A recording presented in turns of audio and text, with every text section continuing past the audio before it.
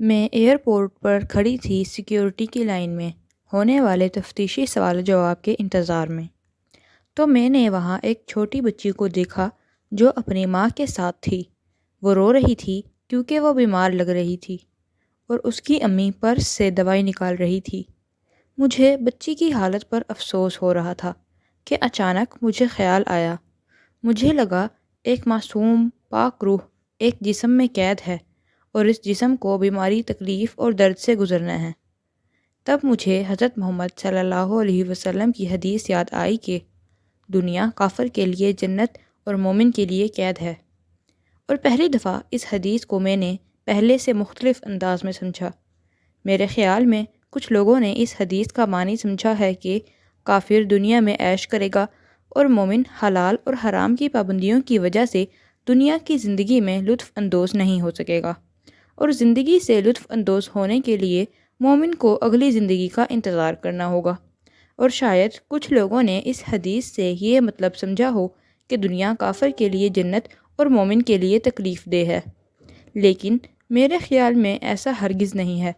اور اچانک جیسے مجھے اس بچی کی حالت اس حدیث کی حقیقت نظر آ رہی ہو، مجھے ایسے دکھائی دے رہا تھا جیسے ایک روح قید ہے جس کا تعلق بہت بہتر دنیا سے ہے جہاں کسی بیماری کا نام و نشان نہیں۔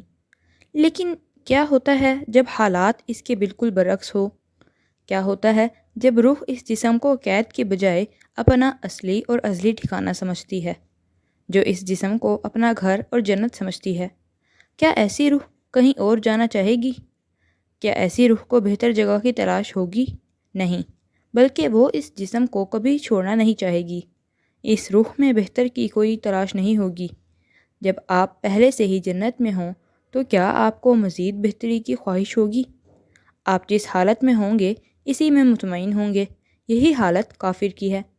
اللہ سبحانہ و تعالیٰ ان کے بارے میں فرماتے ہیں کہ بے شک جو لوگ ہم سے ملنے کی امید نہیں رکھتے اور دنیاوی زندگی سے خوش ہیں اور اسی سے مطمئن ہو گئے ہیں، اور جو ہماری نشانیوں سے غافل ہیں۔ ایک کافر روح کے لیے ناانصافی، دکھ اور مایوسی سے بھری عارضی دنیا جنت ہے۔ کیا آپ اس تکلیف کا تصور کر سکتے ہیں جب آپ کی جنت میں ناکامی، زخم اور مرنا بھی ہو اور اس کے علاوہ کسی اور جنت کا کوئی تصور بھی نہ ہو؟ ایسا شخص جو مرنے کے بعد جنت کی حقیقت پر یقین نہیں رکھتا، وہ اسی دنیا کو جنت بنانے کی کوشش کرتا ہے، تو اس کوشش میں وہ بہت بے صبر ہوا جاتا ہے۔ جب حالات اس کی مرضی سے نہ چل رہے ہوں تو وہ بہت جلد طیش میں آ جاتا ہے اور گھبرا جاتا ہے، کیونکہ وہ اس زندگی کو پرفیکٹ بنانا چاہتا ہے۔ اس کی ساری امیدیں اسی زندگی سے ہیں، اسے سب کچھ اسی دنیا میں چاہیے، اس لیے دنیا کو پانے کے لیے ہر کوشش کرے گا۔ اس کے پاس بہتر دنیا کا کوئی تصور نہیں ہے، اسی لیے وہ اپنی ہر کوشش، ہر صلاحیت، ہر موقع اور رب کی طرف سے دیا گیا ہر انعام اس دنیا کی زندگی کو جنت بنانے میں لگا دے گا، حالانکہ اس دنیا میں جو تقدیر میں لکھا ہے اس سے زیادہ نہیں مل سکتا۔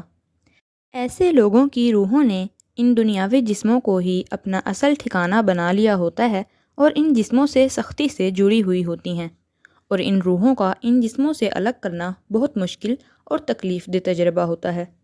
روح کو وہاں سے نکالنا تکلیف دہ ہے جہاں وہ اپنا بسیرا کر چکی ہو اور اسے اپنا ٹھکانہ مان چکی ہو۔ اس لیے کافروں کے لیے موت اذیت ناک تجربہ ہوتی ہے، جسے قرآن ان الفاظ میں ظاہر کرتا ہے: ان فرشتوں کی قسم جو کافروں کی جان ان کے جسموں کے ایک ایک انگ میں سے نہایت سختی سے کھینچ لاتے ہیں۔ روح کو سختی سے کھینچ کر بدن سے نکالنا، کیونکہ روح یہ سمجھتی ہے کہ اس کو اس کے ٹھکانے سے نکالا جا رہا ہے جسے وہ اپنی جنت سمجھتی ہے، کیونکہ اسے بہتر جگہ کا اصل جنت کا تصور بھلا دیا گیا ہوتا ہے۔ مومن کی روح اس جسم کے پنجرے کی قید میں ہوتی ہے۔ کیوں؟ قیدی کیسے؟ قیدی وہ ہوتا ہے جو اپنے گھر سے دور کسی جگہ پر پھنسا ہوا ہوتا ہے اور وہ اس قید سے نکل کر بہتر جگہ جانا ہوتا ہے۔ یہ جسم مومن روح کے لیے قید ہے، اس لیے نہیں کہ زندگی میں بہت مشکل اور پریشانیاں ہیں، بلکہ اس لیے کہ یہ روح جنت میں جانا چاہتی ہے، کیونکہ اس کا گھر، اس کا اصل ٹھکانہ جنت میں ہی ہے۔ ایک مومن کی دنیاوی زندگی چاہے کتنی ہی اچھی کیوں نہ ہو، جنت کی بے عیب زندگی کے مقابلے میں کچھ بھی نہیں۔ اس روح کی خواہش خدا سے ملاقات اور جنت ہے، لیکن دنیا کی زندگی نے اسے روک رکھا ہے۔ اس لیے دنیا کی زندگی رکاوٹ ہے، قید ہے۔ اگرچہ مومن کا دل اس دنیا کی جنت کا طلبگار ہے، لیکن روح کی طلب اس سے آگے کی ہے۔ روح کو اپنے ٹھکانے تک پہنچنے کی خواہش ہے، لیکن وہ اس جسم کی سلاخوں کے پیچھے ایک وقت معینہ تک قید ہے۔ اسے اپنے گھر جانے سے پہلے اپنی سزا کی مدت پوری کرنی ہے۔ اس روح کا بسیرا اس جسم میں نہیں ہوتا۔ جب سزا ختم ہوتی ہے اور قید کو گھر جانے کی اجازت ملتی ہے تو وہ جیل کی سلاخوں سے چپک کر بیٹھا نہیں رہتا۔ اللہ سبحانہ و تعالیٰ نے مومن کی موت کو بالکل مختلف انداز میں بیان کیا ہے۔ فرمایا، اور ان فرشتوں کی قسم جو مومنوں کی جان کے بند نہایت نرمی سے کھول دیتے ہیں۔ مومن روح پھسل کر جسم سے نکلتی ہے جیسے قیدی کی سزا ختم ہوئی ہو اور اب اسے اپنے گھر جانے کی اجازت ہے۔ یہ کافر روح کی طرح اپنے ٹھکانے سے مطمئن اور نہ جانے پر بزید نہیں ہوگی۔ اس لیے اس کو بیان کرنے کے لیے مجھے حضرت محمد صلی اللہ علیہ وسلم کی حدیث سے بہتر مثال نہیں ملی کہ بے شک یہ دنیا مومن کے لیے قید اور کافر کے لیے جنت ہے۔ ہم سب کو ایک ہی جگہ سے بلاوا آنا ہے، لیکن سوال یہ ہے کہ کیا ہم نے ایسی زندگی گزارنی ہے کہ جب بلاوا آئے تو ہم اس قید کی سلاخوں سے چمٹے رہیں، یا پھر ہم نے ایسی زندگی گزارنی ہے کہ جب بلاوا آئے تو ہمیں آزادی کا احساس ہو اور اپنے گھر جانے کی خوشی ہو۔